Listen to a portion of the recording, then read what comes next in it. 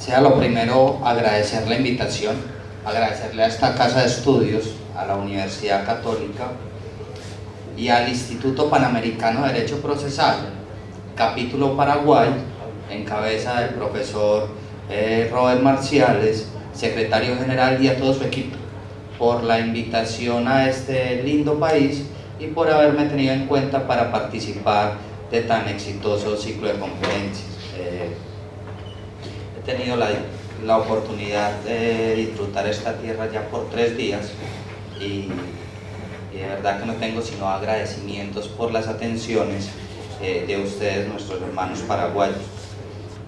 Nosotros los colombianos nos preciamos de ser buenos anfitriones, pero creo que nos están dejando a un lado. De verdad que muchas gracias por su atención. Ahora sí, entremos en materia.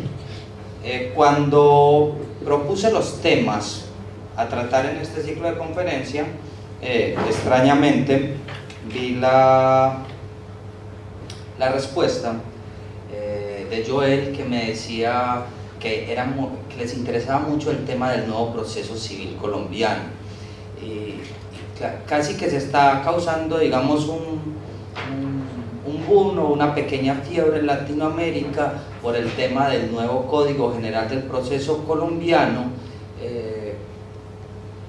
y ahí tendríamos que decir que ni es tan bueno y ni es tan general, ¿cierto? Y que digamos que tiene un nombre atractivo, y que sería el segundo país en adoptar esa denominación para su CPC después de Uruguay, a partir de una idea de los años 80, mediados de los 80, del Instituto Iberoamericano de Derecho Procesal. Y entonces, partiendo de esas ideas o de esas premisas, voy a tratar de hacer una exposición frente a lo que nos propone esta nueva norma, y tratando de cerrar en los 30 minutos que tenemos. Pero antes de eso, quiero también dar una pequeña explicación de cómo funciona el sistema jurisdiccional en mi país, porque nosotros como país tenemos una circunstancia muy especial, y es que nosotros tenemos un sistema jurisdiccional que tiene tantos cierres que no cierra, ¿cierto?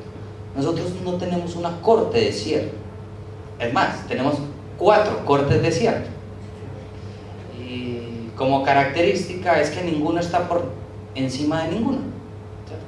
Nosotros tenemos 4 altas cortes y todas en un nivel de jerarquía horizontal. Por lo tanto, nosotros tenemos 4 tribunales de cierre, ¿cierto?, que pueden ser revocados en sus decisiones por el tribunal de enseguida. Tenemos una Corte Constitucional como máximo tribunal o tribunal de cierre en lo constitucional. Tenemos una Corte Suprema de Justicia como máximo tribunal o tribunal de cierre en lo ordinario, y en lo ordinario tenemos la especialidad de civil, agrario, penal, familia, laboral y comercial. Tenemos el Consejo de Estado, que es el máximo tribunal o tribunal de cierre en lo contencioso administrativo, y tenemos el Consejo Superior de la Judicatura, que en razón a su función no sería corte y mucho menos alta corte, pero igual es corte y es alta corte porque la Constitución del 91 dijo que ya era alta corte. ¿Cuál es la función del Consejo Superior de la Judicatura? Es realizar el ejercicio disciplinario a los miembros del Poder Judicial, integrantes del Poder Judicial, auxiliares de la justicia y abogados. Nosotros no tenemos colegiatura obligatoria, no existe en Colombia la colegiatura obligatoria.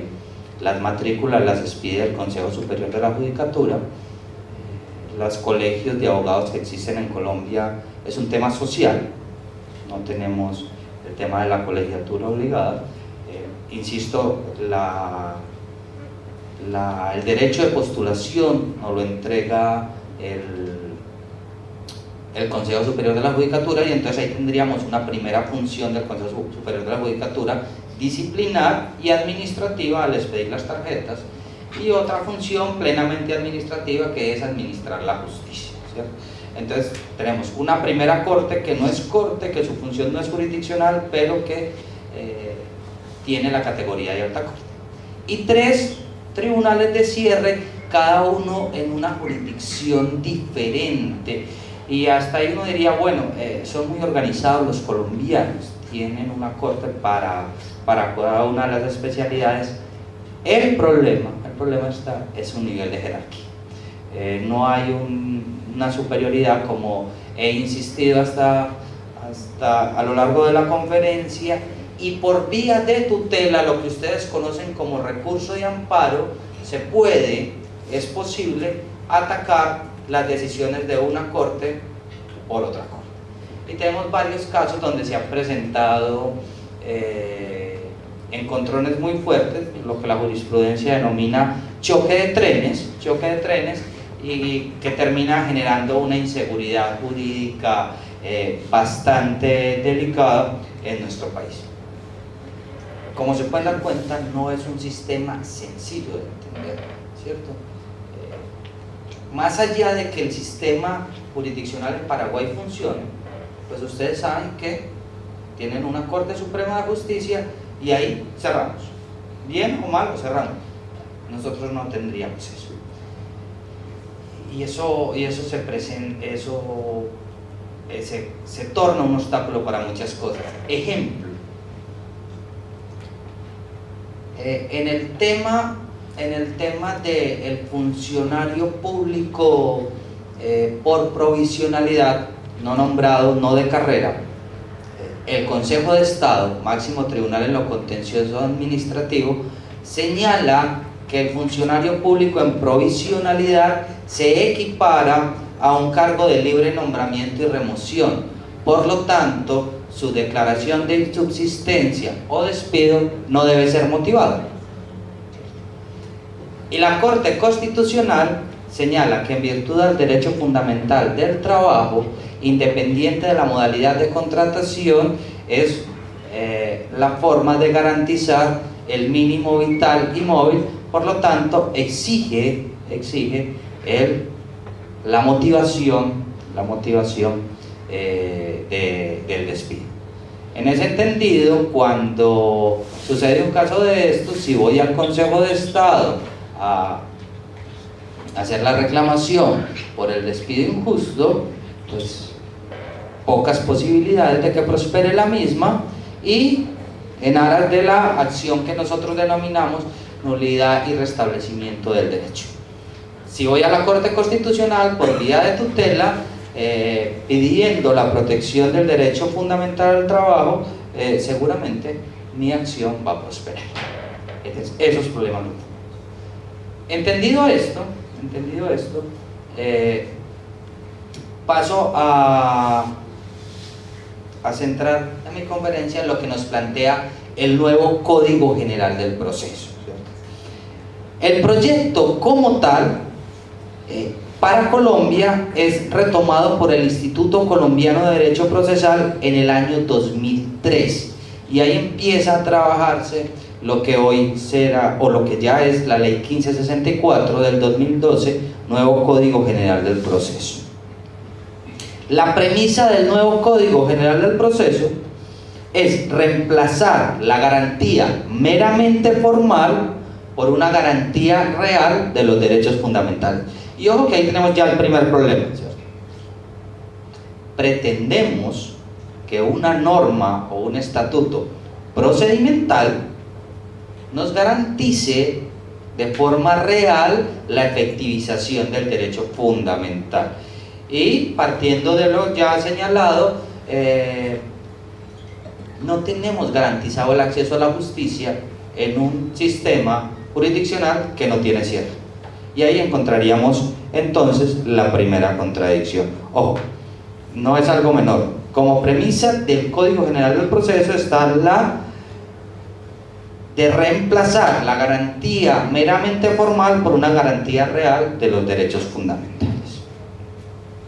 Y a partir de ahí nace lo que se conoce como su exposición de motivos, que dan origen o fundan básicamente lo que hoy conocemos como Ley 1564 del 2012 o nuevo Código General del Proceso. Y la exposición de motivos me dice: el código sigue inspirado por el principio dispositivo, pero sustentado en una concepción publicista del mismo. Encontramos entonces la primera contradicción, ¿cierto? ¿Cómo pretender un código que se rija por un sistema o que pretenda regir un sistema dispositivo, pero que acepte la concepción publicista del proceso?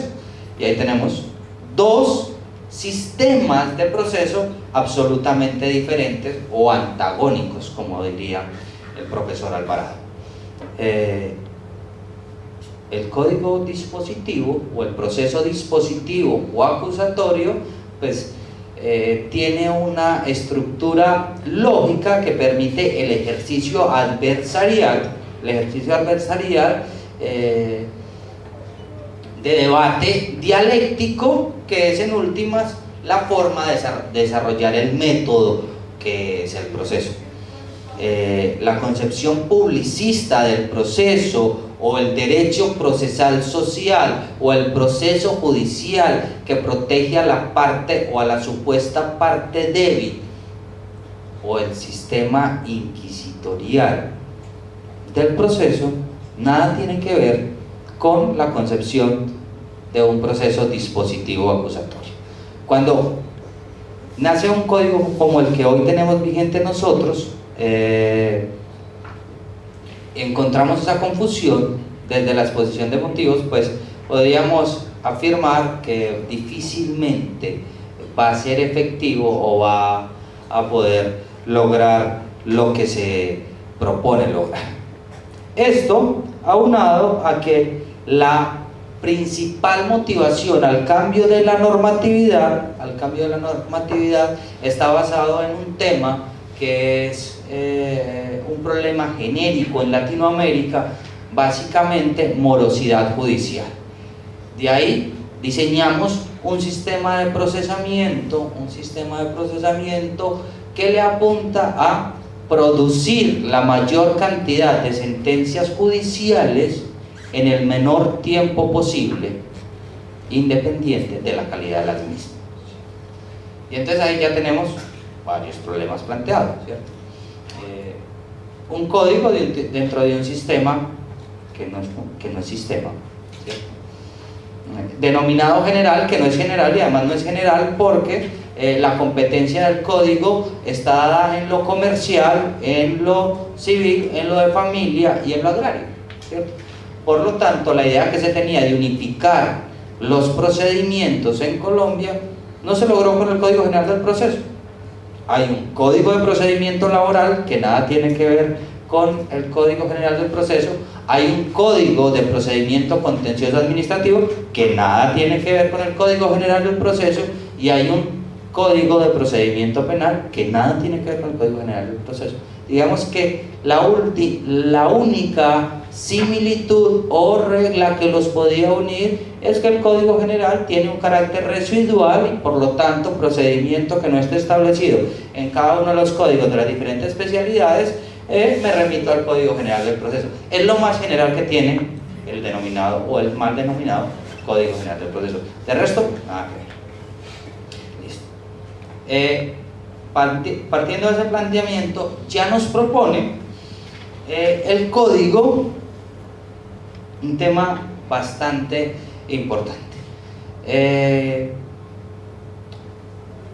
Como principio del código está el de velar por la igualdad real, y así lo dice mi código textualmente, igualdad real, y ojo con el error que no es una cosa menor, ¿cierto? Sería imposible que un estatuto procedimental me garantice la obtención de una igualdad real. No es posible con el proceso. Con el proceso logramos el desarrollo de un principio de igualdad, entiéndase igualdad de armas, ¿cierto? Igualdad de armas, que refiere a igualdad de oportunidades de las partes enfrentadas en el debate litigioso, ¿cierto? Y la igualdad está llamada a garantizar que cada una de las partes tenga las mismas oportunidades en el ejercicio del debate, ¿cierto? Ya de ahí a que el litigar me permita alcanzar una igualdad real va a ser bastante difícil. Miren que estoy hablando única y exclusivamente hasta ahora de temas de fundamento del código, exposición de motivos y principialística que está incorporada en los primeros 15 artículos del código. Y ya tengo varios problemas de fondo. Un sistema que no es sistema, unos principios imposibles de lograr, como es el tema de la divina igualdad o igualdad real, y la combinación de dos sistemas en un mismo estatuto procedimental.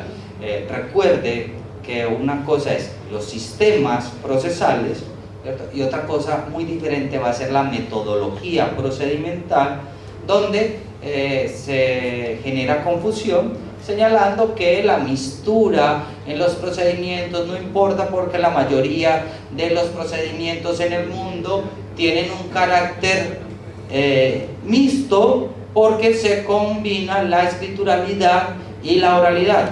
Y sí, bien, pero es que eso no es sistema procesal, eso son metodologías procedimentales, ¿cierto?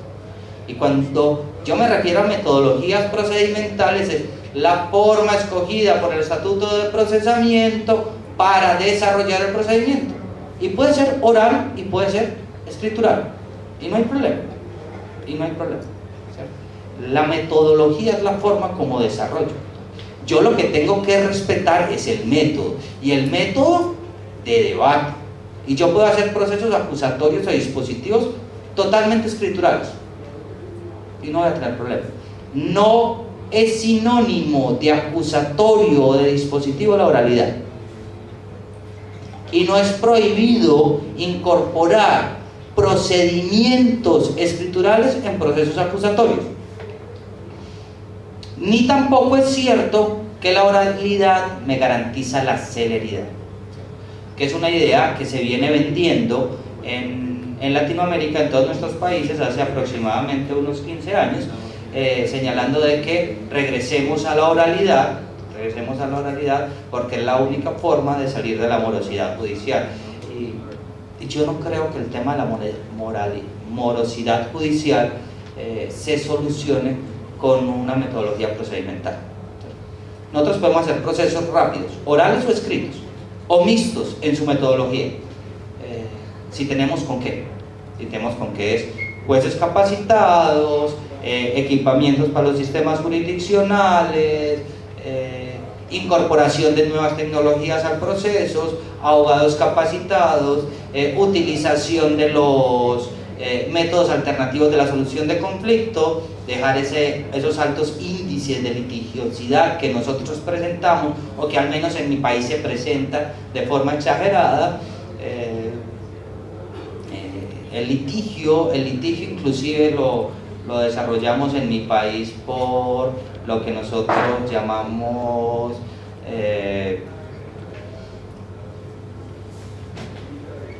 comportamiento de ofuscación moral. ¿Y eso qué quiere decir? Que si el cliente tiene un problema y por lo tanto llega ofuscado a su oficina, usted se tiene que ofuscar con su cliente para que él lo contrate y decirle: claro, está bien, vamos a demandarlo, hay que acabar con él, y eso, y no debe funcionar así. Para ir cerrando, ya me empezaron a presionar con el tiempo.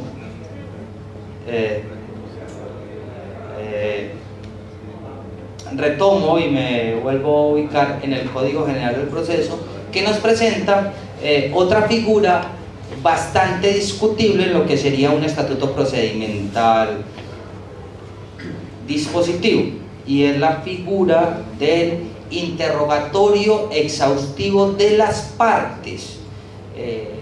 Mi código señala que en la audiencia inicial el juez, después de fijar el litigio, debe interrogar de forma exhaustiva a las partes.